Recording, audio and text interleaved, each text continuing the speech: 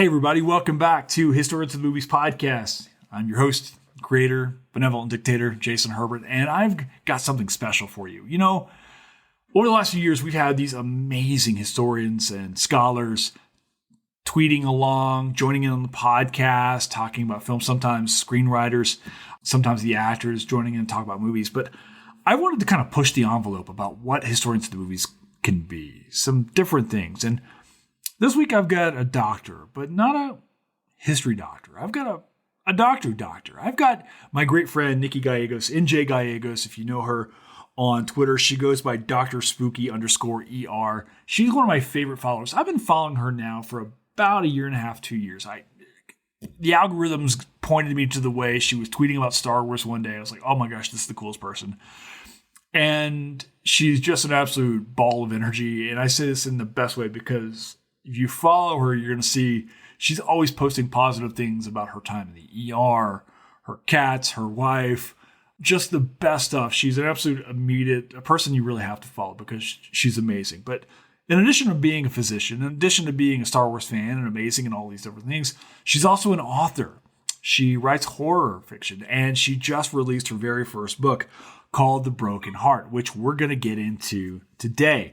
And I thought how it might be cool to maybe partner her experiences with the film Flatliners, the Joel Schumacher film starring Kiefer Sutherland and Julia Roberts and Kevin Bacon. This is such a cool conversation because we get to experiment and see real life what happens in the ER. What's real about Flatliners? And we also get to talk about her new book. We talk about Star Wars. We talk about a whole bunch of things. This is a conversation of two friends just enjoying fiction, enjoying film.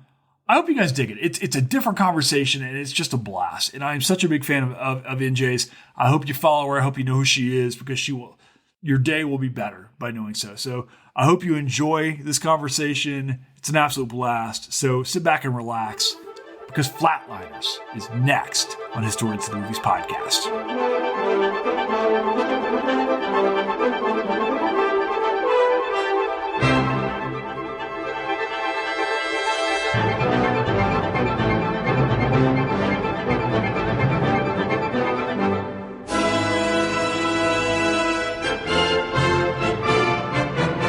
Hey, Dr. Gallegos, how you doing? I'm great. How are you? I'm doing great. I'm just deciding on your name. We were just talking. You actually have a name, but a moniker as well, and then a title of doctor? I'm like Prince, pretty much. I am so glad we could find you and I have been like following each other for a while now, and we've been like, I remember when I started following you on the site formerly known as Twitter, I was just like, this person is awesome and likes Star Wars and is this fucking festering bubble of positivity, must follow. I remember like the algorithms brought you to me and I was just like, yeah, I'm following her. And then that's how we became friends. And then we decided at one point in time we were besties without even meeting. So it's good to like, this is our first conversation. Yeah, it works out. Yeah, it works. It works. Where are you? Right now I'm in Illinois, actually. Yeah. Are you in Chicago? Is that where you're at? It's like 3 hours south of Chicago, kind of like Peoria area. Oh, no kidding. Okay. All right. I interviewed for a gig at Illinois State last year and did not get that job. Bloomington, right? Yeah, Bloomington Normal. I did my 3rd and 4th year medical school rotations in Bloomington Normal, actually. So, yeah, no, it was a nice place. It was all right. I mean, it was like I desperately wanted a job and thought I was going to be a professor at the time before I took this gig with the Forest Service. And so I was trying to like internalize like what would like life be like in central Illinois. It's just very flat. It's flatter than life here in Colorado. Yeah, a lot of corn. A lot. It's like there's Chicago and then there's Illinois. And as I was watching this movie today, I waited till today to watch this movie, like Flatliners. I was watching it, I'm like, why is every doctor show ever in Chicago? Have you noticed this? It's like it really is, isn't ER. It? Yeah. There was ER. There was this movie, Flatliners. There was Chicago Hope for a while. Yeah. Chicago Med now. Chicago Med. Is it because of the heart attacks? Yeah. Is it because of the food? Like, why in Chicago? Because I have a billion questions to ask you about medical school and being a practicing physician and an author, which we'll talk about and all that stuff. So Yeah, these are good questions. Maybe it's because lightning always hits Sears Tower, and then we use that to power all the defibrillators. oh, see, well, the defibrillators were used in this film quite a bit, and like, So there you go. had you seen this movie like before, or had it been a while? It'd been a long time. Like I'd seen it maybe like when I was a teenager. So I hadn't had any concept of like medical school or anything yet. Okay, so I was trying to figure out like what to suggest to you. It hit me actually about an hour before before we were recording this podcast. What we should have done, because I was watching it today, and I want to get your thoughts on this movie because I watched it when it first came out, and I was trying to think about something that would tie medicine to horror, because I remember this film being scarier than it turned out to be. Like at least today, like I was not frightened at all. I would agree with that. Yeah, I was kind of bored by it in a lot of ways. I don't know. Julia Roberts is pretty much the saving grace. So let's be fair. This movie came out the same year Pretty Woman comes out in 1990. Holy shit! Really? Yeah, it comes out in 90, and she starts dating Kiefer Sutherland while they're filming this movie. So you got the Julia Kiefer Sutherland thing. Then she runs off. She's supposed to get married to Kiefer Sutherland, leaves him at the altar, and runs away with his best friend Jason Patric. Runs off to like England or something like that with Jason Patric, who was his best friend at the time. Did you not know this drama? No way. No, I did not. Like this is like Runaway Bride, but like real. This is straight up Runaway Bride. And then she marries Lyle Lovett, who I adore. I saw Lyle Lovett in concert earlier this year, and he was awesome. Yeah, Lyle Lovett was married to her after this whole. I can't imagine what it was like to be Julia Roberts in like 1990. Just going from she was rising. Like the glory days, man. Oh, this is peak Julia. I mean, this is like she's got this. She's got Pretty Woman. She got Sleeping with the Enemy coming up right after this. So good. Another film we could have done. Anyway, the movie I thought we should have done was like Frankenstein. I was like, wait a second, that's a horror film that involves medicine and Kenneth Branagh. Or who did you ever see that one? The one with like Robert De Niro? Like, I'm not a Frankenstein. I haven't, no. I'm a vampire werewolf, dude. Is where I fall on the chain, but I don't the know. Monster spectrum. Oh my God, I just had a thought. What if we had a monster show set in the Star Wars universe? Well, they need to do like Death Troopers, right? Did you ever read that book back in the day? Yeah, but you haven't finished watching Ahsoka, so I'm like, how many episodes are you in on Ahsoka right now? Because I can't really reveal, because it takes some twists, and I don't want to like reveal anything. And also, how dare you not be caught up? I'm the worst. I think like 5. So like Sabine just found Ezra, and then we had to stop. That's fine. It's good. Can we talk about Ray Stevenson before we talk about anything else? Because Ray Stevenson as Baylan Skoll is my favorite. He is so thing cool. In Star Wars. He's so fucking cool. He is like this reluctant. I don't even call him a villain. I'm talking to a good buddy of mine, and she was like, "Oh, he's a villain." I'm like, "You're out of your fucking mind. He's not a villain. He's just doing things. I think he's trying to reset the galaxy. I think he's trying to reset the Force absolutely. Or something. And he's just like, yeah, I have to go. You know what? I got to go kill Ahsoka now. That's too bad. He's like, it's fine. It's fine. It's like it's fine. It's fine. I'll deal with it. It's not a thing I wanted to have to do today. It's a Wednesday. He is just so cool too. Like his style is good. God. His beard. Can we talk about the beard first off? The beard's magnificent, and he's got this bit of the Caesar-ish haircut where it's kind of pushing forward, and the beard is like perfectly coiffed. It looks so good. Is he wearing eyeliner? If it is, it's very subtle. It's very subtle. I've always liked him, and then he passes away right before the show kicks off, and all I see is all these like Star Wars people talk about how it's a travesty. He never got to see how much people love him. And they're right, because Star Wars fans are like notoriously fickle about who they love and hate. And everybody seems to love Ray Stevenson in Ahsoka. He was awesome. Which doesn't happen frequently, because like you said, like Star Wars fans hate Star Wars sometimes. The worst. It's like, come on. Oh my gosh. Do we even talk about the sequels at some point in time?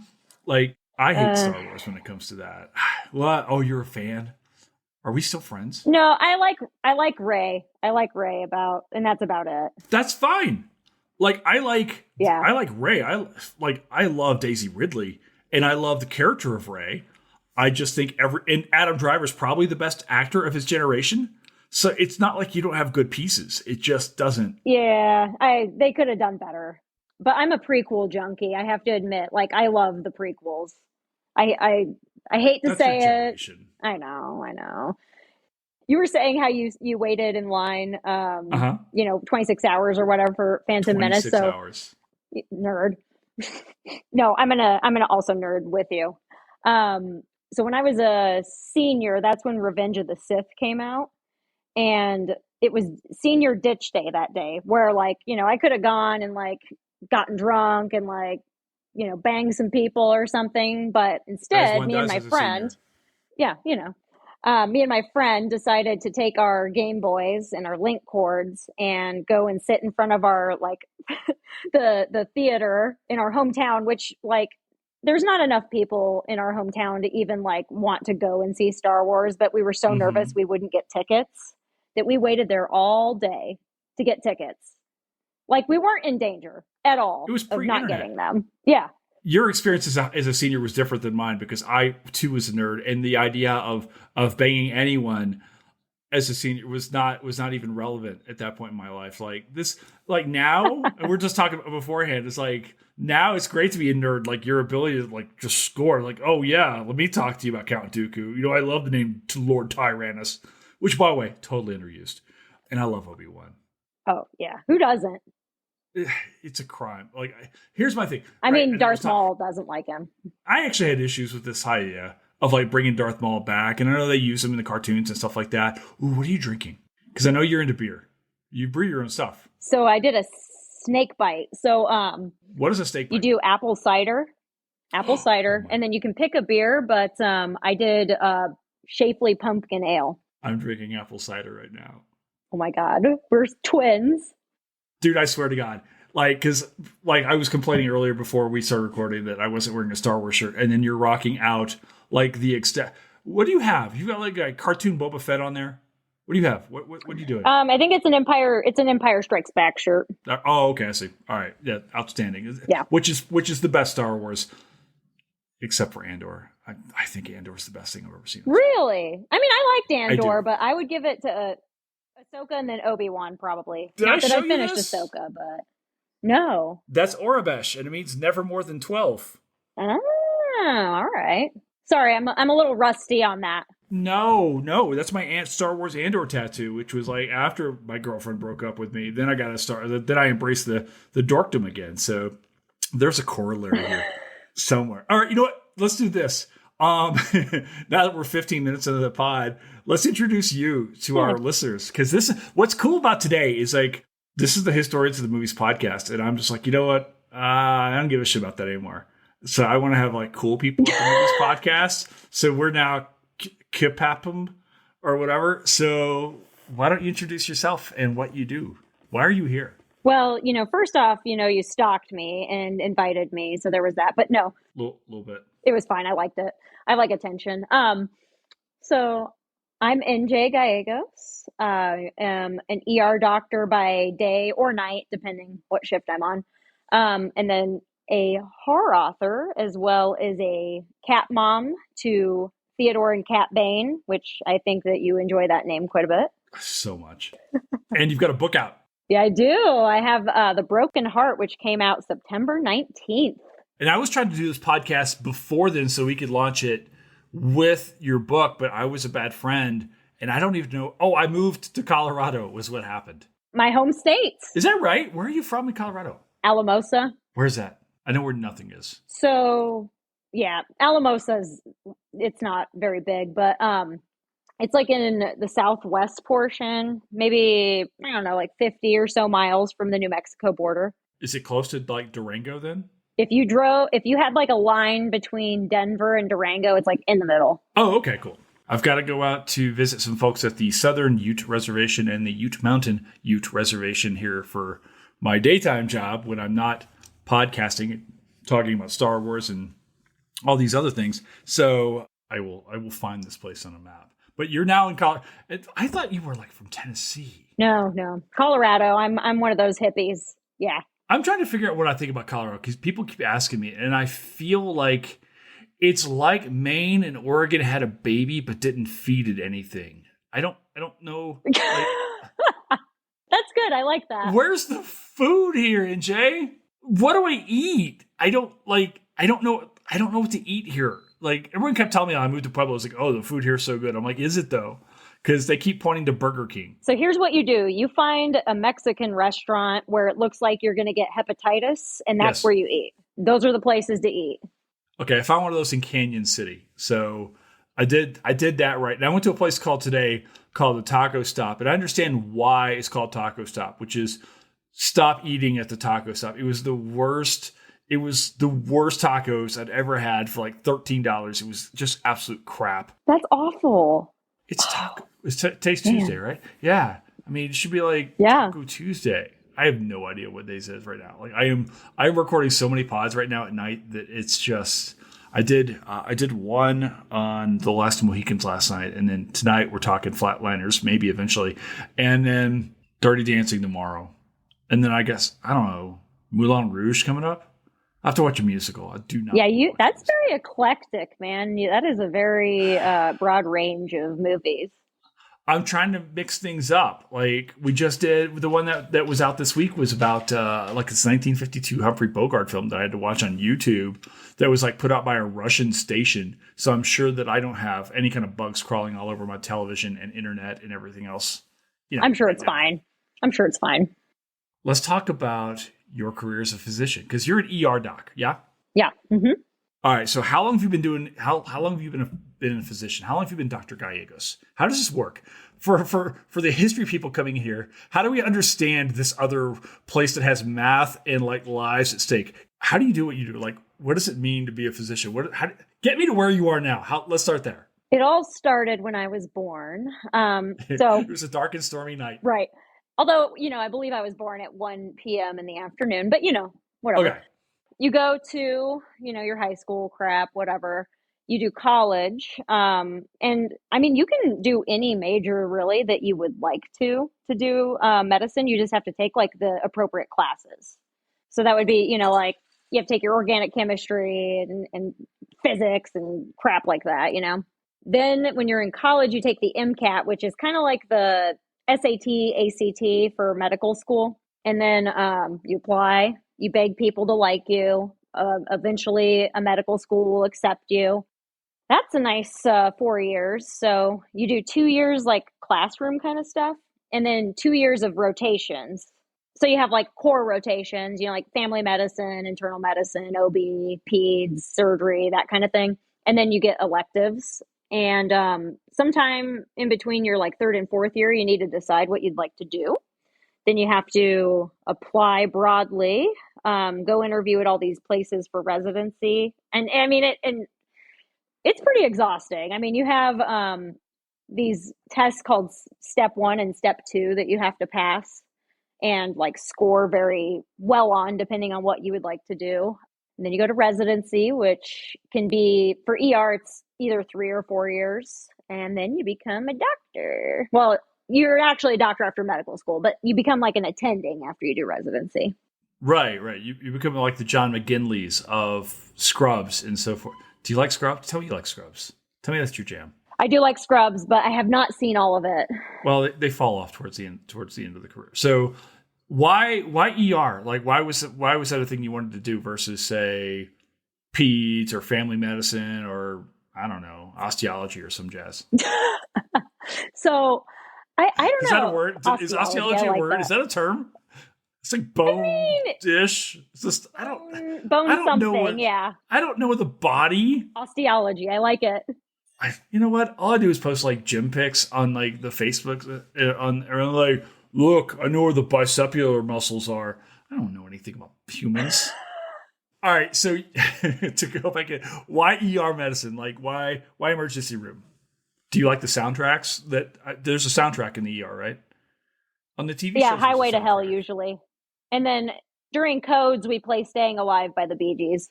Oh, I know this part. Like when I was doing the baby CPR stuff, they were like, you have to do it as fast as you possibly can. Just don't do in there. I remember they were like, we say Staying Alive because you could really go faster than this. And then I took it like as a challenge I tried to break the baby during the class, the baby CPR. I kept dropping it just to see what people would say. It was bad. This is why there's no one here in the house when I do these podcasts, just me and my old cat. And your osteology degree. Are you trained in therapy as well? Because that's what this might turn into. I am not trained, but I can do some impromptu shit. Like an ER doctor, I'm the jack of all trades, so let's go. Totally. Right. Your gig as an ER doctor is really to keep the patient alive until they can get to the next thing. Is that basically the idea? I mean, what's the gig here as an ER? Generally, you do the initial like workup and identify like life-threatening stuff, right? Emergencies. And then you involve the appropriate specialists as needed. But yeah, the ER is kind of like the Wild West. Like, go on. It is just absolute chaos most of the time. But like in a good way. Like you never know what to expect when you get there. I'm sure you get folks in the ER who don't have primary care physicians who just come in because they don't know where else to go, I'm guessing. Right. Right? Yeah. And then also tell me, in Illinois, do you get like combine accidents? Please tell me yes. Like what are there lots of farming accidents that happen there? Like what do you get? Yes. Oh my gosh. Definitely a lot of ATV stuff. I've had an old farmer that got kicked by one of his cows. I've had a guy get like headbutted by goats. Except that's the thing, like farmers, they usually don't come in. Like they will get their entire arm like ripped off by something and they're like, well, we got to go put the hay in the barn, and then they'll come in after they get all their stuff done. Yeah, you get a lot of that. Get a lot of meth. Meth's really big here. Yeah, you get a lot of really interesting stuff. What does a meth person do? I mean, what happens when someone comes in with meth? Like, forgive me, because I've gotten past my drug stage. I was like, fuck, I was never cool enough for drugs, like ever, because it's like, do one get in trouble?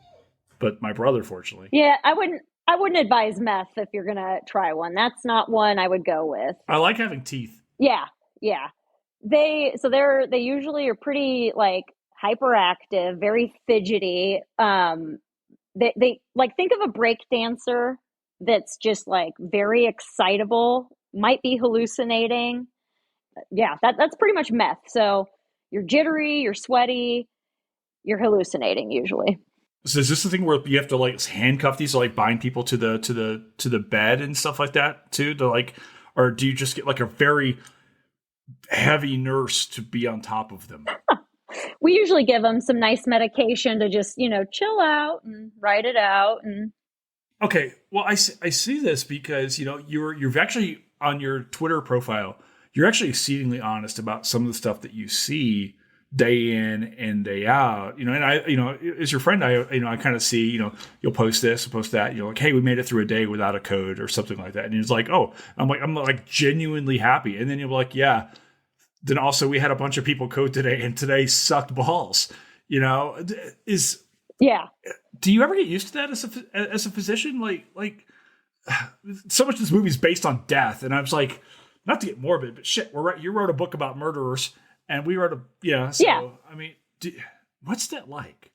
I wouldn't say you get used to it, but like, I mean, it's almost like a survival mechanism where you have to compartmentalize it, right? Like you can't focus, like, if you have a patient that was a cardiac arrest and you don't get them back, like you can't really like lose it because there's other patients that you have to see. So you have to like kind of put that off until later. It does help to have a little bit of a like way to detach yourself, which, probably some childhood trauma bullshit that we'll get into at some point later that probably uniquely helps me to do that. But it's rough. Like I hate telling people like bad news and stuff, but of like what I would want somebody to tell me. Like, I don't like to bullshit people. Like, this is what happens, It's interesting you said, because I just thought about, like, if I died in your care, what would I want you to tell people about me, right? I'm like he took that sword like a fucking champ. like, or something. Like, Exactly. he went out in the blaze of, no, it was the nastiest paper cut I ever saw. Totally didn't cry the whole time. No, he was awesome. a little baby. Yeah, he was great. He was great. He kept started crying everywhere. Actually, he died because we had to knock him out. He hit his head on the way down. Oh, fucking baby. I hope I don't get another one of those again. Kentuckians are a little bit, so that's probably I wonder about this, like, so much of the job becomes, you're saving people from well, I don't know, not every case is a life or death thing, right? It's No. I'm honestly, it's pretty. You get sick people, but like it's not like it is in like ER where everything's like stat. Oh my God, give me a scalpel. We gotta save him. Like sometimes it's like, hey, like that guy has something stuck up his ass. Like, okay, can we talk about ER though for a second? Do you have a favorite? I was going to ask you about this later on. Do you have favorite like shows or films about the profession, or is it like, do you want to completely detach when you get off of work and not, because there's so many movies about and shows about historians, right? What do you, is that a thing for you? Like, do you get tired of seeing? I mean, every show's about a doctor. So I like Grey's Anatomy. Because more though, I like the like interpersonal drama of that. But otherwise, like I watch a lot of reality TV trash. Like I love the Real Housewives franchises. Like I can't help it because I just want like my brain to not work, when I come home. I have to I have to get you in touch with the Real Housewives podcast that I did. Because there's yes. Oh my God. I'm seriously going to put you in contact because I did one. They're like, do you want to do a Real Housewives podcast? I'm like, I don't watch Real Housewives. So then I binged a shit ton of it. And it's like, all of these people are awful. They're just terrible human beings. It's great, isn't it? Yeah. I also I can't believe that Grey's Anatomy has lasted so long. Like it's been on. Yeah. It's got to be 20 some seasons maybe. Grey isn't even on the show anymore. It's just Anatomy at this point in time. And they killed off my favorite character. Who's your favorite? Oh, it was Eric Dane, McSteamy. McSteamy. Yeah, yep. He had the best arc. They brought him in as like the dude that slept with his best friend's wife. And he's like sexy, handsome man. And then he kind of turns into like the joke. He's almost becomes like the comic relief of the show.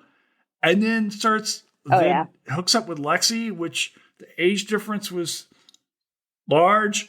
So wasn't she a student when she was like, teach me. And I was like, oh my, this. Yeah, she might have been a medical student. And then she, I think, did the residency there. My favorite was Christina Yang. I love Christina Yang. Well, she's hyper competent and kicked ass. She's so awesome. Yeah, I actually was thinking about my favorite movie with her in it today, which is Sideways. Have you seen Sideways? I have not. Oh my gosh, that's a guy film, about wine and everything else. And she's in it. She's terrific, but she's great in everything. She's perfect. I need to watch. What is it? Killing Eve. Isn't she in Killing Eve? She is in Killing Eve. I love her. I think she's great. Are romances that common in the? I'm setting this up because I know things, but like, are romances? Yes. Yes. Absolutely.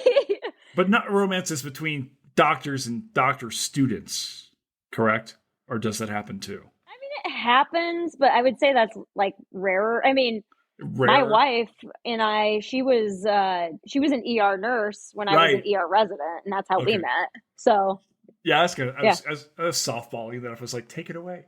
You said like it was like I know. And I think that's great because when I got my PhD, my mom is a nurse, and I was like, hey, I'm a doctor and you're a nurse. We can't talk to each other anymore. And then she was like, I'll fucking murder you. That's a standard nurse move right there. Yeah. Well, nurses are what makes the hospital go, correct? Oh yeah. I might get some shit if I say this, but I think that a nurse is probably more valuable than a doctor is, to be honest, sometimes, because like I in theory know what to do, but like I don't know how to give the medications, what interacts with what. I can't even make the pump stop beeping. Like, come on. The physical care is actually given by the nurse in many cases. Yeah, and they're often the ones that are like, hey, something fucking weird's going on in room 3. You better go in there. And then you go in there and you're like, oh shit, like otherwise you wouldn't know. Well, yeah, I gotta get this. I would assume as much. Like, just nurses see all the shit every single day. They know how to. I would imagine in most cases they know how to recognize any number of symptoms as, needing an osteologist to come in and fix things. Exactly. Yeah. All right. So this Flatliners movie that we chose. Where are these students in their career path? They're still students, right? In med school, is that what we're seeing here? I think like maybe third years, but I'm not certain because they're doing because Julia Roberts is in like what, psychiatry or something, talking to the people. Right. And then Kevin Bacon was like in the ER, I think. So he must have been in his ER rotation. Yeah, so they had to have been like either third or fourth year, I'm thinking, probably. But they're still slicing people open in these classes. So I was like, maybe they're earlier than I thought they were. I thought that they were like ready to get out, but they're still very much students, correct? Yes. Yeah. Is there a lot of time like, okay, so we opened this up, and this is like a deeply religious thing. I came in watching this. I'd forgotten Joel Schumacher directed this film, and this felt like cold Lost Boys is what this movie felt like. Cold Lost Boys. Well, you've seen Lost Boys, right? I mean, it's like Lost. Yeah. Oh, yeah. It's so hip and so cool, and Sutherland's in it, and it's like, oh yeah, let's go to Santa Carla and be with the cool. I mean, I think Lost Boys is the best vampire movie I've ever seen in my life, which is why, as people can't see this right now, it's getting steadily darker here in my house because I refuse to turn on the lights. But yeah, I mean, so much when you're in med school, is there a lot of discussion about death itself, end of life care, and stuff like that, or like? Not a lot. If I remember, we had like a lecture that was breaking bad news. But yeah, a lot of it, like you just have to learn it on the job, And I wonder, like, is there a person who holds the pillow over the person's head when they're like, just like, let me just finish you off. You're done here. You're coding. I write that like a nursing order. I'm like, pillow over the head. Yeah, exactly. But it's like this deeply religious, like it's not subtle. I mean, Joel Schumacher, famously of the bat nipples, not exactly known for subtlety in his films. There's all these religious. The med school. Did your med school look like an old French Catholic church? No, it was pretty up to date, really. Theirs is creepy. Very, right. It's like the place where like Kevin Bacon is. What is he doing when he saves the woman at first? I don't even know. So she was having a baby, right? Was that what it was? She was, yeah, but we never even saw a baby come out. Usually they do the baby thing. Yeah, I don't know if he was doing like, so there's a thing called a perimortem C-section, but like you should, like the woman is usually dead when that happens. But so like, let's say the mom has a cardiac arrest, right? And she's, it's like a viable pregnancy. So that's usually like 20 plus weeks. So you would be doing like essentially like a crash C-section in the ER. Right, to get the baby But out. like that lady was alive. Right. Yeah. So I don't really know what he was doing, to be quite honest with you. I don't either, because there was like, she was alive, it got real messy, and there was no baby that was pulled out, and there was like, you shouldn't be here. And he's like, I have a mullet. Of course I should be here. Did you see the mullet on Kevin Bacon in this film? It was a great mullet. It was. I'm trying to figure out like what this film was. And then of course, you got Sutherland, who is totally playing creepy dude, which is obviously how he got Julia Roberts to be with him, who is fascinated with death. Is this a common thing where we see, like, I know that, in osteology, people lose. I'm just rolling with this from here on out for the next little while. I love it though. It's good. I'm glad I could create this whole field of medicine. People pass, and then you're able to bring them back. Is that correct? I mean, that does happen from time to time. Yeah, it does happen. It's a lot rarer though than it's depicted like on TV and stuff. Like in TV or movies, like CPR and stuff, it's like 90% effective, whereas like in real life, that number is quite a bit lower. Really? Like what? How low? I would say like 1 out of 5 people maybe like that come in like coding. Do we get back? Maybe 1 out of 5. So 20% maybe. Oh, I owe my mother an apology because she was like, hey, I tried to save this guy and I couldn't. I'm like, well, maybe you're just not very good at your job. And then she said, don't come home. And then she took you to the dentist the next day because she knocked all your teeth out. My mom, God bless her, who, by the way, does not listen to my podcast. She's like, oh, it's nice that you have a talk thing. I was like, well, it's nice that you voted for Trump, Mom. Anyway, I know. Now I just killed it. She should have gotten an osteology. I'm going to stop the osteology thing. I'm going to create another thing. Where's the doctors in Star Wars? There's 2-1B. Anyway, I'm coming back. This is the weirdest. I don't know how big of a nerd you are, but you've read like some of the expanded universe stuff? Have I? Please. They have, God, what is it? There's two of them, 2 books that are in the Clone Wars where they're like the Jedi that are like healers. Battle surgeon. I can't remember, but they have them. But they're like Jedi. That's like new EU. I'm like old school. I got in trouble on TikTok recently because I was like, some people were like, oh, we've been waiting for Thrawn on screen since 2018. And I'm like, dude, Thrawn was in a book in 1991. You guys must be new here. They're like, you're gatekeeping. I'm like, I'm 46 and angry. So yeah, a little bit. Those are good books though. The Thrawn trilogy is the best. It's really the best Star Wars that we ever saw. Yep.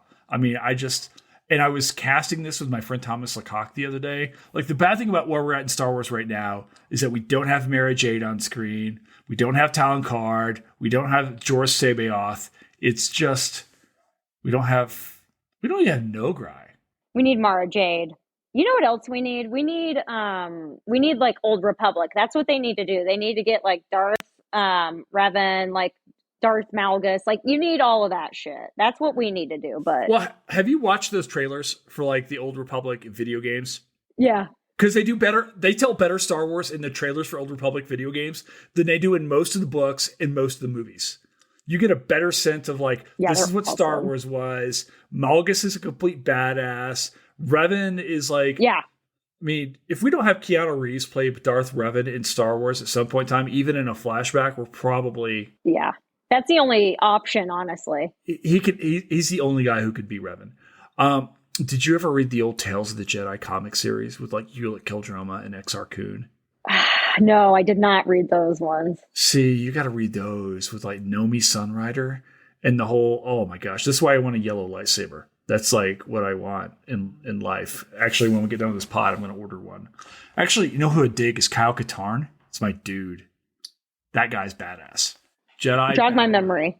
Okay, so pre Rogue One, before they reset everything, there's the whole there's Dark Forces video games, and Kyle Katarn is like the dude. He's like this mercenary who the rebellion sends in to go and grab the Death Star plans, and guy goes and does it, and eventually Luke finds him and finds out he's Force sensitive, and Kyle Katarn ends up becoming what's known as a Jedi Battle Master, which is essentially the baddest ass fighting Jedi, in the Republic. So during this like Yuuzhan Vong invasion, Katarn's just cutting dudes down like nobody's business. So I have files to send. All right. I have links. So I should ask you, what are your thoughts on this movie on Flatliners? Did you like this at all? Like, how did you feel about this? I liked it. I watched it with my wife because she'd never seen it, and she probably liked it more than I did, to be honest with you. What was her thoughts on it, like, as far as getting into this movie? Because I thought it was like a horror film, and there was no real bad guy in this movie. I would say it's like more like a psychological kind of, more of a like thriller maybe. Yeah, I mean, Kiefer Sutherland turns into a dick for a little while, but like even they don't even kill him off in this movie. He comes back, it's like, sorry guys, I shouldn't have died. Today was not a good day to die. Yeah, it's like, okay, I guess and now Julia Roberts is with Kevin Bacon. Least chemistry I've ever seen in a film. I was not buying the Julia Roberts Kevin Bacon thing. You can with the Kiefer Sutherland for sure. Oh, she's totally into the bad boy phase. I think that's the reason why she runs off with Kiefer Sutherland for a while and then runs off with Jason Patric. And then course corrects with Lyle Lovett. Man. Yeah, it was a thing. As you do. I guess as one does. Yeah. I don't know. I think we were talking about this. Like my Julia Roberts pairing is actually with in Notting Hill with Hugh Grant. Hugh Grant, yeah. Yeah, they're good in that. I don't know. I really like her and Richard Gere. Are you a Pretty Woman believer or The Runaway Bride? He's a handsome man, that Richard Gere. Yeah, he did okay for himself. He was married to Cindy Crawford for a while. I mean, I don't think he's hurt. He's not. Is he married now, or is he just being Buddhist everywhere? I want to say, don't quote me on this, but I want to say I saw somewhere that he was dating somebody much younger than him, but I honestly don't know. Yeah, I see that stuff, and that stuff does not bother me. And I think sometimes Twitter gets an uproar when they see like the May December romances, like the Leo is dating somebody who's like 22, and the thing that kind of drives me nuts about that. And first of all, I don't give a shit is if you're of age or I just don't care. Because I always feel like it takes away agency from the other person, from the younger partner. Says, yeah, I want to be with an older, successful man or woman or whomever they're with. I don't have enough time. I mean, yeah, as long as you're of the consenting age, go for it. Like, whatever. Well, you saw the thing with Dane Cook, right? Who got married. Yeah. That's a little weird. Yeah. Dane Cook, though, is I'm sorry, I don't find him funny. Well, he's not really funny. And then he like got married to like a 24-year-old woman who he's been dating for 6 years, and he's 40. Yeah, okay, that's a little bit. That's a little. I was like, I hope it was only 6 years. So I guess you get like a Jerry Lee Lewis, Elvis Presley kind of thing going on. So anyway, all right. I want to talk to you. We're talking about trauma. Why did you write this book? Like, what's going on? I want to talk about The Broken Heart because I'm so excited for you. You were memeing the shit out of this like each day, which I giggle when I see what you're doing. So can you talk to us a little bit about this book and like how you like you're the first author we've had on the podcast. Yeah. Really? Like, I've had historians, but who fucking reads history? So I want you, if you will, talk a little bit. You can't give the book away entirely, but talk a little bit about not only like the book itself, the premise behind it, and then like maybe the process of creating and how you came to it. So the idea actually came to me at work. I had finally gotten a moment to pee and went to the bathroom, and I was sitting there, doing my business, looking at all of the crap that's hung up on the walls, and I saw an organ donation flyer. And like, it just in my brain, I was like, oh, what happens if like you got a heart from like Ted Bundy or whatever, right? And then I was like, and I just kept like thinking about it. And the idea of somebody that is otherwise like rather sweet and potentially kind of downtrodden and just kind of a meek person, getting that and then getting the agency to do what they would like to do and become their own person. Like I kind of ruminated on that, and it just like it was a story that I had to tell, I guess. Had you been writing before? Is this a thing that you were like doing previously? Was this a thing that you just kind of enjoy? Like, because I see you talk about like I submitted this short story, that short story, and I know you've got some other stuff that you've done. But why writing? Is this a like why do you write these stories, or why do you write these books? It's almost a little bit cathartic. Like we were talking, right? I think you get to work through a lot of like your inner demons and bullshit by channeling it onto the page. Like I've always enjoyed writing, but I didn't really have a lot of time to do it, with school and things. Like in medical school, like I didn't read books for fun. Like I didn't read legitimate paperbacks or novels. Like it was just like you were doing your schoolwork. So after, I finished, residency and things, I kind of got back into it. And it had always been a dream of mine to just write a novel. Not necessarily like disseminate it to the masses, but just have it.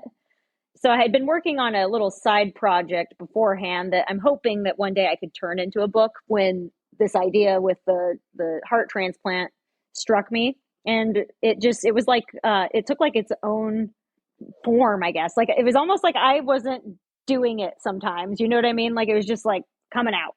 It was like an out of body experience, like writing this thing? Kind of. Like sometimes you get into this like, I call it like the flow state where you're just like going and you're just vibing. Yeah. No, and I totally get you. Like as far as the idea of not being able to read, you would think like, I came through, doing my graduate work as a historian. You think, oh, I love to read.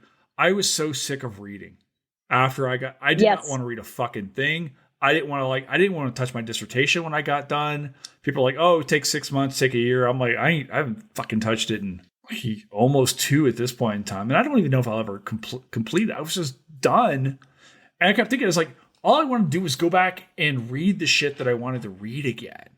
Like I wanted to go back and read Hemingway and all this other. I've got a Hemingway story I want to pitch you.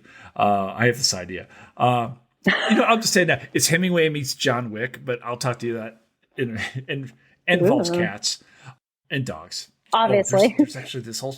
I'll tell you now. Did you know that like the Batista regime killed Ernest Hemingway's dog in Cuba?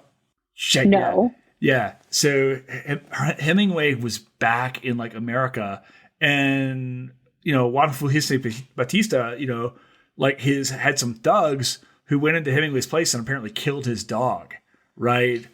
And all I can imagine, right, is a movie set that goes back and does this alternate history that shows up where Hemingway goes back to Cuba to avenge his dog, right? And starts kicking the shit. Like he like has these two like swords or bats. He's got these two arms and he's got tattoos on them, right? One arm says old man and the other arm says the sea. And he just beats the shit out of people with them, right? Yes. And like in doing so, who he has as his best friend?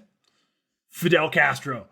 Fidel Castro becomes his right hand man and becomes a good guy. Like this is my whole thing. Know what I'm in. I like it. All right, we have to write this story at some point in time because it's batshit. It's going to be the first HATM Productions film. Yes. I don't know who we get to star as Hemingway, but I'm pretty sure it's me. You have to start drinking a little bit more, I think. Okay. Chug it. So, all right. So how long did it take you to write this book? Oh man. So it probably took about like a year and a half for like the first draft. And that's not me working on it like every single day by any means. And then I got my editor through Pit Dark on Twitter, where you pitch and everything and you send them your manuscript if they like it. And so I sent them the manuscript probably like October of last year and worked on it fairly intensively until about April of this year. So like the round of edits that really made the book, like 6 months of pretty intense work. Is this a nerve-wracking experience, the idea of like submitting like this thing you've been working on? Oh, yeah. And it was kind of difficult to like get over my own ego with it because like, okay, like in medicine, if you're told that like you're not doing something correct, like that could be potentially like life-threatening for somebody, right? So like it's kind of hard to sometimes take feedback in that way because you get like defensive. Absolutely. I guess. Yeah. So I had to get over a lot of like my own bullshit to do it, but once I did, like it was 100% necessary though. Did you find that your writing style was modeled after anybody that you wrote, or like how did you? I mean, it's such a big fucking deal to like write a novel. I'm in awe that you did this. So I'm kind of wondering, did you find yourself as you were writing? Did you find yourself mimicking other authors that you liked, or was this purely a your voice kind of a thing? If it was probably subconscious. But my biggest like inspiration hero is Stephen King. I was hoping you were going to say that. Oh, I love that man. He's the best. So if I am, it's probably subconscious. Yeah, I had the same problem when I was writing. I actually would stop reading other authors because I would get so worried that I was writing like them, and then I was just like, I just start like my hero is like Dan Flores, who like is this cool ponytail dude up in like fucking Utah, who runs around with a dog and writes this cool ass shit. I was like, Dan, you're so pretty, I write like you. Which I just gave up. I was like, fucking no one's gonna read my shit. That's what I'll do. So so you go through, you get this thing done, and then the process of creating a physical book that's like sold on Amazon and other sites. Was it freaky? Like first time you seeing the book in print? Oh, it was surreal. And it was interesting because I never really thought of like how do they come up with covers? How do they divide, like what do you decide is a chapter, what's not? So a lot of it you just have to like kind of learn on the fly. It was almost like a out of body experience when I got to hold the book for the first time. Well, we've been talking this whole book, and I don't think we've even like mentioned the premise of this book. You've talked a little bit about the idea that there's a heart that gets transplanted into a woman. Can we talk a little bit about the basic idea? We've got our heroine, Casey, right? Yep. Who is what? She's kind of downtrodden, I would say. It feels like, I don't know, like she's a housewife, Yeah. right? Right. And then what happened? Like what's the premise of this book? Like what happens to Casey, basically? Or what's the start of this? Yeah. So Casey is a woman who kind of follows the life script that's expected. You get married, you have kids, you maybe put your own wants and dreams on the back burner to nurture a marriage and This whatnot. sounds like a Reba McEntire woman. Like in the video, Is There Life Out There? It's a country music song, yeah. I fucking love Reba, but go on. And essentially, her husband is a deadbeat alcoholic piece of shit. Her son is like a budding Ted Bundy. And she ends up getting pregnant with her daughter, who she very much loves, but in the process has heart failure during her pregnancy and ends up requiring a heart transplant, which luckily she gets from a serial killer. Not that anybody knows that. And, she begins to kind of come into her own, sees her own wants, needs. She's fed up with people's bullshit. And she sees her daughter and she sees the danger to her daughter with her own brother, right? And shit goes down. Okay, so here's a question. We're going to give this shot. Why are all men evil in your book? And also on the podcast? That would probably be like some daddy issues of mine, I would imagine, if we go back really far. But more so just I want you to hate them. That way you root for Casey. No, it's good. Daddy issues are fine. In fact, that's one of the 2 questions I ask any particular date. I'm like, do you have daddy issues? And how low are your standards? And then that's actually everything kind of how I would offer it. It was like, just genius. Keep the bar low, and I'm actually going to be right there at it. So you've got the book out now. Is there a follow-up to this? Like okay, here's the question I had. If this book were a film, can you cast it? I know who Casey would be. Okay, tell me. Kate Siegel from like Haunting of Hill House, Haunting of Bly Manor. That's 100% who Casey would be. Otherwise, no, I have not cast anybody else in it. Just Kate Siegel. Because I cast the deadbeat husband for you. Ooh, who is it? It's Eric Trump. He doesn't have enough of a chin to play Jack, I don't think. Oh, it's too bad. Like, yeah. Maybe a good prosthetic. Maybe. But I was like, who do I hate? Who just completely makes me want to punch them in the face? And he was the first of many Trumps that come to mind. Like, I would punch Barron Trump. I would punch Trump kids. That's fine. I just, at this point in time, it's fine. Yeah. You mentioned Stephen King. Yeah. All right, let's talk about this. What are your favorite Stephen King books? Like, what's your jam with King? The Stand is number 1, hands down favorite. I like Pet Sematary quite a bit. I can't pick one, but Dark Tower series, obviously. Can I tell you, Dark Tower? I think we were talking about this. Dark Tower series made me throw a book across the house and put it down for a year. Was it the one with Oi when he? No, it was the Oi bit. Actually, one of my favorite quotes in any book is when Jake dies, when he says, "Go then, there are other worlds than these." I'm like, yes, that's a great one. That was literally the thought I had in my head when I moved to Colorado. I was like, yes, there are other worlds than these. No, when Roland's girlfriend dies. Oh, Susan. Yeah. When Susan Delgado dies, I was like, because we all know she dies. We know from the very beginning she's going to die. And then when she still dies, I took the book and threw it across. I was in my grandmother's basement and threw it across the house and couldn't pick it up for a year. I was so upset. Yeah, that was rough. Well, they burned her alive. So there was that. So that part was bad. All right, what else you got on Stephen King? What was your first Stephen King experience? So it was The Stand, actually. Was it really? Yeah. So I was reading, just kind of like your standard, like young adult, like Goosebumps, Animorphs, like whatever. And I would read them like within, like a couple hours. And then I'd be like, Mom, I need another book. And she's like, damn it. Like, I'm not buying you more books. So one day she got fed up with my bullshit and she literally tossed her copy of The Stand at me. And she's like, read this in an hour, you little shit. And I was like, okay, I will. Obviously I didn't. No. So it's like 1,200 pages. Yeah. And she had the uncut version with like, Trash Can Man and his whole thing. So that, I think that might've been the first book that I at least remember, but then, I went through like Carrie, Misery, The Shining, all your standards, old stuff. I remember the first one I read was The Dead Zone. That one's a good one. It's fine.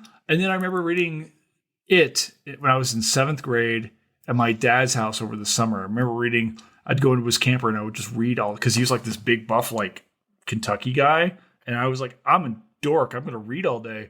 And I remember reading it, and then Tommy Knockers. I read his early stuff. I haven't read King in forever. His new stuff's good too. I have a fondness for his old stuff more. Yeah. I would say, but like his new stuff's still great. I'm reading Holly right now. I think that's what we have a tendency to do. You were talking a little bit earlier about your love for the prequels, and I think we tend to fixate on the things of our childhood. Right? It's the reason why I think that maybe Lost Boys is probably the best vampire film I've ever seen. I mean, it is obviously, but it's so fucking cool. It's sexy and cool, and you've got the greasy sax player guy, and Jamie Gertz, who's just first time you ever see her, she's doing the dance thing, and it's God damn it.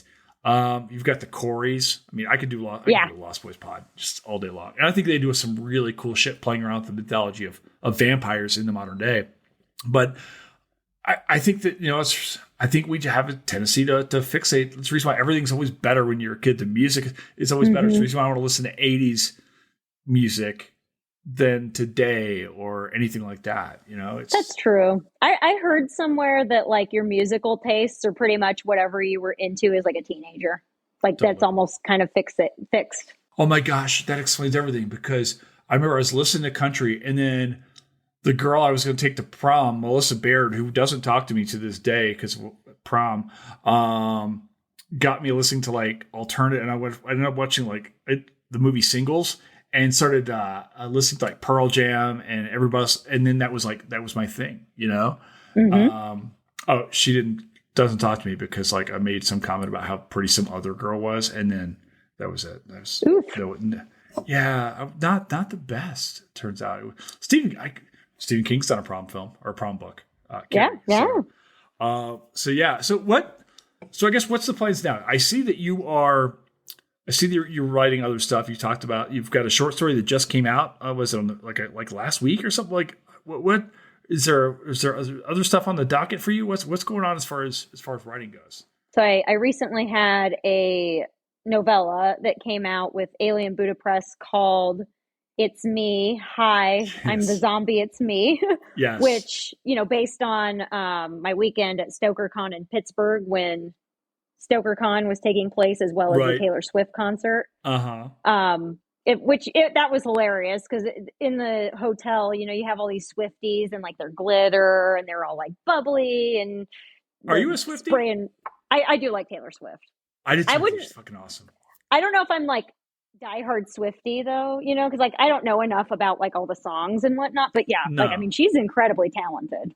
I think just from a business sense, just from a personal autonomy, doesn't take shit from anybody, has complete the whole. I'm going to go back and re-record my albums as a fuck you. Yes. How can you not respect that? Exactly. And she's like, her lyrics, they're insane sometimes. They're brilliant. She's really crafty songwriter. She's very open about her own experiences, and people give her shit about that because there's this thing where women can't be sexual. It's like, or can't be, Madonna could be sexual, but has to accept the fact that people are going to think she's a tramp or something like that. And Taylor's like, yeah, I have relationships with men, and that's what you do as a woman. Right. You have, it's like that's who I am, and that colors my experiences as a human being is my relationships, right? So exactly. No, I dig it. So like you go to StokerCon and then you see all these Swifties, and you come up with my son Jackson's is reading Dracula right now. He's reading Bram Stoker, and nice. He loves it. So you write this piece, and then what else is on the docket for you? Are there other? Have you thought about writing other like non-horror? Are you writing Star Trek? Are you writing Star Wars fanfic yet? I've honestly thought about it. I bet you could. It would be a lot of like lesbian shit, which you know what? I would make Sabine and Ahsoka run away together with their Tuca cat. That's what I would do. No, Sabine and Ahsoka are not running away together. Sabine and Shin Hati are running together. I mean, I could get down with that. Not that I've thought about that many times. I mean, this is a PG audience, so yeah.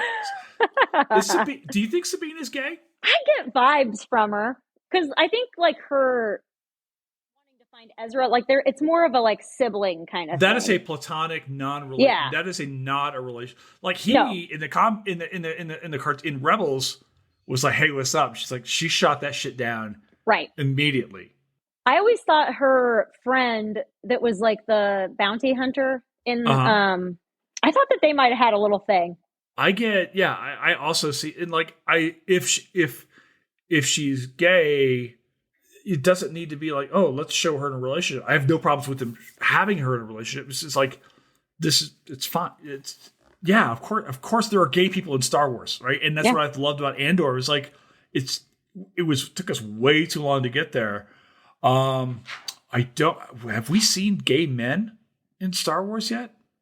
I can't think of any on screen, but there's definitely some in the like newer books. Are there? Because I haven't read the newer stuff, but I'm trying to think about it on screen. And I mean, we only saw we haven't seen a sex scene in Star Wars. Only thing we saw was in Andor, we saw people getting out of bed together, which is cool.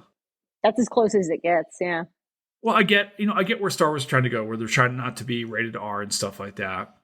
At the same time, it's like if you're going to express relationships in their fullest thing, absolutely show people all sorts of relationships. So, but yeah, I get that feeling with Sabine.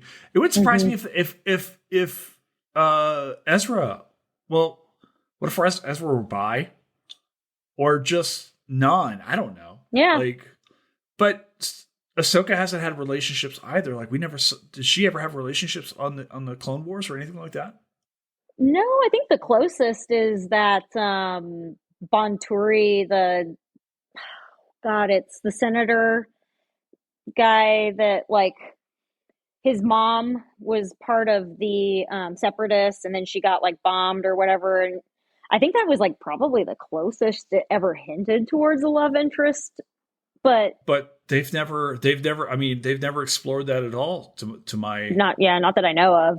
I mean, Jedi are supposed to be, no attachments, but that's completely silly. I mean, even Obi-Wan, fell in love. So right. Although I wish what they had done was make a Obi-Wan, Anakin, Padme love triangle. I thought that would have been far better than what we got in the prequels.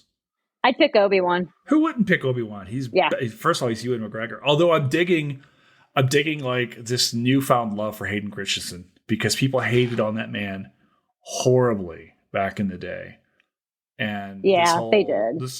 The revival. I mean, I feel like we get too much Anakin right now in the new series, but I'm glad for Hayden. I'm glad he's getting a paycheck. Yeah. Well, I think some of what the prequel dialogue's cringy. We're all going to just it is. Yes, it is. It's bad. George Lucas cannot write. He can envision. He needed some help there. But I think some of my issue too with the prequels, when you watch Attack of the Clones and then Revenge of the Sith, his fall to the dark side seems just very abrupt. But then when you add the Clone Wars and you watch all the way through, you're like, no wonder he fucking lost it. I would lose it. Are you kidding? Yeah. So I think that leads legitimacy to his character and kind of strengthens it. I think so. I think that my only kicker is we're getting so much of him now, and I almost hate the retconning of the shift of the focus on the Anakin, because in my mind the story was actually always about Luke and Luke's quest to redeem his father. Yeah. But, and I again, this was my issue with the sequels, was that, well, we never got the Thrawn trilogy, which really brought out Luke, brought out Mara, some of the other stuff, and we also got to see Luke as just a complete and utter badass. I mean, just it's well established in the old EU that nobody can touch Luke, like, ever. So Yeah. we never saw Mara. We never saw Talon Card. I can go off for days on this. So that's my beef on this. People are like, I thought you guys were going to talk about the Kiefer Sutherland, Kevin Bacon, Julia Roberts. I'm like, yeah, well, what about Oliver Platt? Oliver Platt was in that movie. What about we just talk about Star Wars if we want, man? I mean, not that Flatliners wasn't awesome, but did you see? I have a question. Did you ever see the remake of Flatliners? I haven't. No, I plan on it eventually, but not yet. No one saw the remake. It was apparently so bad that when I was reading through it on Wikipedia, I got bored and like started reading other things. And I had a podcast to do about that this afternoon, which is what we're talking about now. So like and apparently Kiefer Sutherland is in it in a bit part because apparently he becomes a doctor still. Yeah, but it's like it's not him. It's not his like character's name or something. No, yeah. He's assumed a false identity, I guess. See, I guess there's some blowback off of all this. Like, things don't go as well as they'd hope to be for these dudes. I mean, I don't know. Like, I feel like you could make this film, but it wasn't malevolent enough to me. I mean, I don't know. What are your thoughts on Flatliners as a film? Is Flatliners a medicine movie? I always ask people, is a movie a history movie? Is Flatliners a medicine movie? When you were watching it, did you feel like there was any medicine going on in this thing? I thought that there was a fair amount, especially, with how they were inducing them into death and whatnot. I was trying to think if that would actually work or not. Well, what were they doing? Were they giving them like medicine and then just chilling their bodies down? Is that what they were doing? So yeah, they were chilling their bodies down, and then didn't they like kind of put them, like submerge some part of them in water, and then they defibrillated them, which would if you defibrillate somebody, it's a whole thing. Okay, tell me. I assume you have defibrillated people before. We have, yes. Okay, yes, all right. We have. Okay, cool. Are you using the royal we? The royal we. Me and Cat Bane, wherever he is. Okay, so how does one defibrillate? Do you get to yell clear? You do, actually. Okay, so here's my thought. Right? You said this earlier, like how anybody can go to med school with any major. And I was like, wouldn't it be awesome if someone like went to med school like with a performing arts major? They're like yelling clear and stat would be so much more dramatic. All right, so AJ, how do you kill a person? Now that's a whole thing in itself, really. Here's the question. If you were going to kill a person with the intent of bringing them back to life, how would you do it? I think that they actually did have a thought there with the defibrillation. So there's, like in movies, they're always like a flat line and they're like, oh, we're going to defibrillate. I'm like, you can't do that. It's not going to work. No? No. So that there's not any electrical activity really in the heart if there's like asystole. So it's just not going to do anything. Okay. So there's only two heart rhythms where you can defibrillate. So it's like VFib, where it's like the wiggly line, and then VTAC, which is more of a kind of, yeah.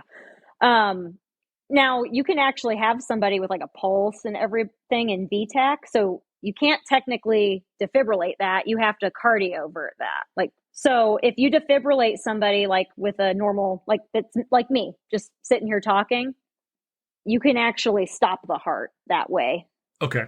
Yeah. So you're supposed to like sync the defibrillator thing before you were to do that on somebody with a heartbeat, because you can actually kill them by doing it, if that makes sense. So essentially that's what they're trying to do here is like get the body to a spot where they can shock them to death almost. Pretty much. Yeah. It would like interrupt the heart's rhythm and just, yeah. And then they just bring them back to life by, well, you said this wouldn't work, which is essentially warming them back up and restarting. I mean, it's almost like like they've got jumper cables. Right. Yeah. Right? I mean, is that essentially what so is the jumper cable way to go to kill them? Not that I want to know, but just in case it did. Yeah, I would say, yeah. Because, we see people like that get hit like by lightning or whatnot, and it'll just dead stop your heart. You've seen people get hit by lightning? Not like seen, but I've seen patients that have come in. Yeah. What happens? Are they all fried to a crisp? What happens? So they actually don't get like you would expect like massive burns or things like that. Totally. They get more of it has a name. I can't think of what it's called now, but you'll get these like red marks and stuff on you that almost look like ferns. So it'll, wherever you got hit, let's say you got hit, your head or whatever, it has to exit somewhere, which usually it'll exit like, your foot or whatever. And you'll see these like little fern mark things where the like electricity kind of went. Do people survive these things? They can. Yeah. I'm guessing they also don't. They're like, yeah, they can also. Maybe if you get, maybe if you're on a combine or something. Yeah. Or you have prompt medical attention, essentially. Yeah. Do you have a lot of prompt, like people wander around the cornfields of Illinois going, boy, my mom's husband is terrified of the doctor. He will not go. You said this earlier, like the farmers won't do it either. Is this like a thing for people? Do you see like super masculine dudes terrified of needles and such? I mean, what happens? Oh, there? Yeah. Most of the time too, it's people that are covered in tattoos that are afraid of like IVs. Oh, for real? Yeah. Which I don't have any tattoos, so I don't know, but it seems weird to me. Yeah, I could ask you like a billion questions about the medical practice and also the field of osteology that we are going to create. Pioneering. Aren't we though? It's like, it's what we have to find. Yeah. World's foremost osteologist is what I'll put when they do my blurb on the History Channel, like creator, historian of the movie / osteologist. It'd be like, like right there. So, let me ask you this. Where can people find you on the interwebs out there in the world as you were doing your thing? Where can people do that? The interweb. So on the website formerly known as Twitter, you can find me at Dr. Spooky _ER, which is my favorite. Yes. And then I have a personal website, which is NJ Gallegos. So NJGALLEGOS.com. Right. Exactly. And where can they find your book? Oh, you can find that on Amazon. Find that on Amazon and the world's finest retailers. Damn right. Are you gonna write another book? Like the is it gonna be a little while? Or are you ready to rock? Like, what do you think? I'm working on something right now. Okay. Oh, I hope that is it gonna be about a doctor? It is actually. Yep. Is he an osteologist?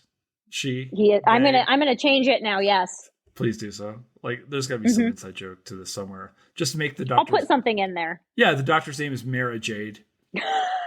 That would be great. Yeah, or Jeramaid or something. Jeramaid actually sounds like something you drink when you come home from school. I'll have some blue-rated Jeramaid. I'd like to have a glass of Jeramaid, please.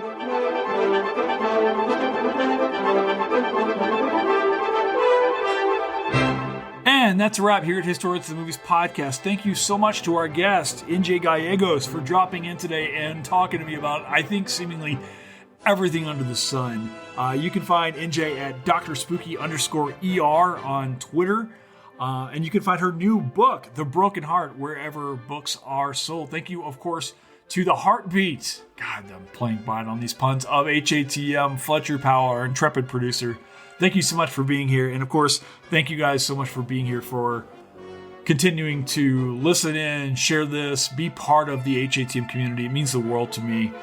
I can't stress that enough. So thank you so much for keeping us alive. It's a week, I know. Anyway, I love you guys to bits. I hope you keep sharing this. Thank you so much for being here, and we will see you next time. Ciao for now. Bye.